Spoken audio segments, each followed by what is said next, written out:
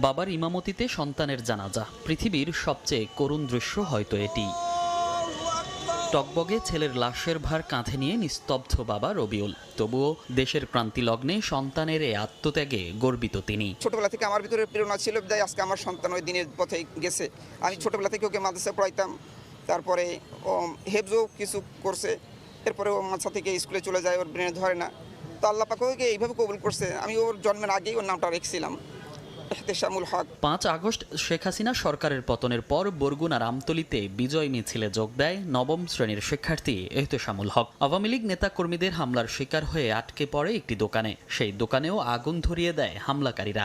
দগ্ধ এহতেশামকে উদ্ধার করে নেওয়া হয় বরিশাল মেডিকেল কলেজ হাসপাতালে। সেখান থেকে 6 আগস্ট শেখ হাসিনা বার্ন ইনস্টিটিউটে আনা হলে 25 দিন চিকিৎসার পর রোববার মৃত্যুর কাছে হার মানে এই কিশোর। রোববার বিকেলে কেন্দ্রীয় শহীদ মিনারে হয় তার জানাজা শেষে এহতেশাম সহ ছাত্র আন্দোলনে গণহত্যার বিচার দাবি করেন স্বজনরা। শিক্ষার্থীরা জানান, আহতদের প্রয়োজনে নেওয়া হবে দেশের বাইরে। বৈষম্য বিরোধী ছাত্র আন্দোলনে যারা পৃথিবীর মায়া ত্যাগ করে গিয়েছেন, আমরা কাউকে মৃত বলিনি, তারা সকলে শহীদ, তারা সকলে আমাদের ভাই।